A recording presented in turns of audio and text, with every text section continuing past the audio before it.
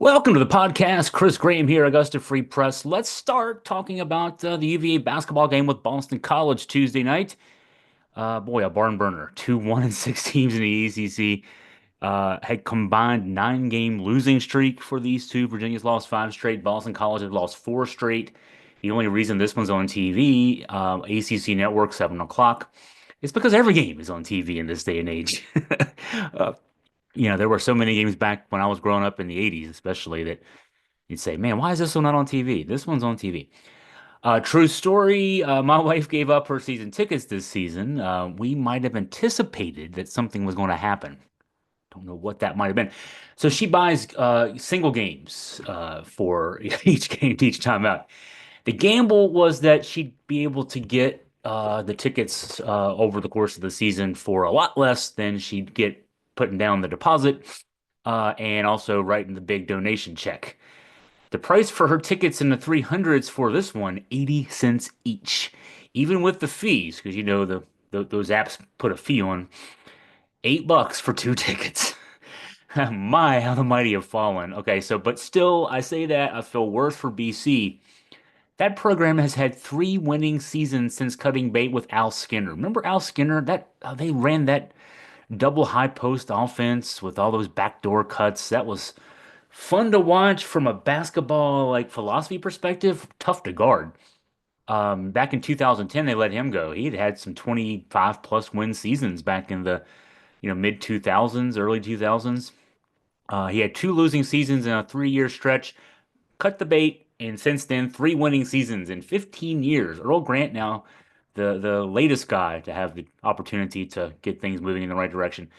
He got the Eagles in the NIT last season, but he lost Quinten Post to the G League. Claudell Harris to Mississippi State, Jaeden Zackery to Clemson, Devin McGlockton to Vanderbilt, Prince Aligbe to Seton Hall. Boston College is 9-9. They're 1-6, as I mentioned in the ACC. That one ACC win over Miami. They only scored 78 in that game. SMU put up 117. Come on. Let me feel bad for one more person in this. Dan Bonner. Dan Bonner's going to be doing the game tomorrow night for the ACC Network. Dan deserves better than this. All right, the forecast from all the algorithms: Ken Palm, Bart Torvik, Evan Maya, Haslametrics, and ESPN BPI has Virginia winning this one 7 or 8 points. That's what the metrics say. I'm just clarifying there. It's not what Chris Graham says. All right. Because I don't know what I think. Right now, I see a team that's lost five straight. All right. How these two teams match up: St. Bonaventure transfer Chad Venning, a 6'9", 270-pound senior, is the guy in the Quinten Post role this season for BC. He's not as versatile as Quinten Post. Post was a guy who could score in the post. He could score from three, shot 43.1% from three last year, averaged just under 3 assists a game, kind of like a poor man's uh I'm forgetting now. I'm totally blanking. Denver's guy. Oh man, Denver Center. Why am I no, not Denver Center for the Performing Arts, Denver Nuggets Center. This is terrible. Jokic. Nikola Jokic, come on, dude. I'll watch this all the time, but I'm thinking UVA basketball. So post, yeah, fair to say, very poor man's Nikola Jokic, but a big guy in post situation. He's 7 feet tall. I guess Nikola Jokic is around that same height.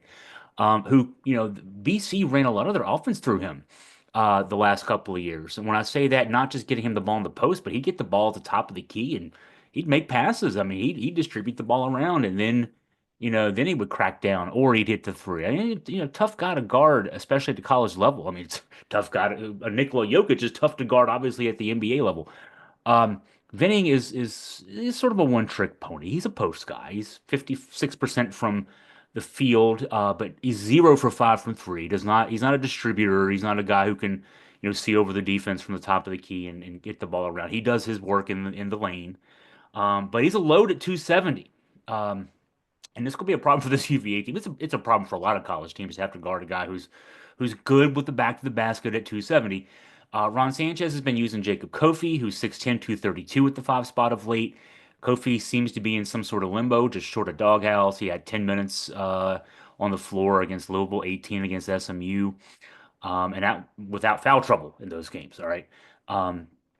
It's either going to be him on Venning or it's going to be Blake Buchanan, who's 6'11", 227, so he'd be giving up 40 pounds, or Elijah Saunders, who's 6'8", 240, but Saunders could be a logical option. I mean, he's a big, strong guy, but Sanchez hasn't really been using him against the other team's centers this season because he means so much for this team on the offensive end. 12.1 points a game, 45.4% field goals, 38.5% three field goals. So you don't want to wear out your offensive guy playing on the defensive end. That's a challenge here. The other tough matchup in this one is going to be Donald Hand Jr., who's, yes, the son of Donald Hand. Back when he played at UVA, he wasn't Donald Hand Sr. But Donald Hand Jr. is a 6'5" swing guard, 14.7 points, 6.8 rebounds a game, 38.1% from the field, 36.7% from three. Tough matchup at his size. I mean, he rebounds well, obviously, for a 6'5" guy. Um, Problem for Virginia that we lack a defensive stopper in the post. We also lack a defensive stopper out there on the perimeter. We don't have a Reese Beekman or a Ryan Dunn. The stakes of this one, this is a lost season. I mean, Virginia's 8-10, 1-6 in the ACC. So in terms of our usual postseason goals, I mean, we're not thinking NCAA tournament. I laugh when I say that. We're actually trying to get into the ACC tournament. And this is going to sound totally foreign, but with the ACC expanding to 18 this year, SMU coming in, Cal and Stanford coming in, the ACC decided to stay with the 15-team format, which is wieldy as it is anyway. But the tournament starts on Tuesday, go through Saturday night, and only 15 teams make it in. So six teams play on Tuesday, 10, 15, 11, 14, 12, 13. Three teams get left out. Right now, we'd be left out. At 1-6 in the ACC, we would be on the outside looking in.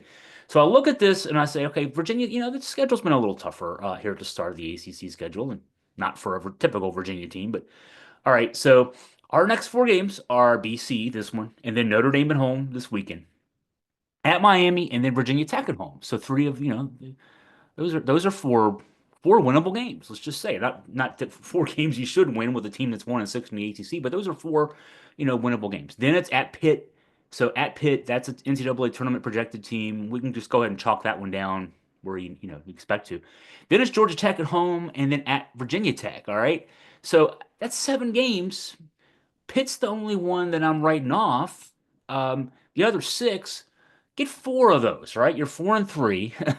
And my how the mighty have fallen. That gets us to 5-9 in the ACC, ahead of the tough stretch. I mean, 5-9 or six games at the end. Starts with Duke and Carolina back to back. So if the magic number is looking like, I'm looking at a bunch of projections here. It's looking like to get into the ACC tournament, and I can't believe I'm saying this, but to get into the ACC tournament, we're going to need seven.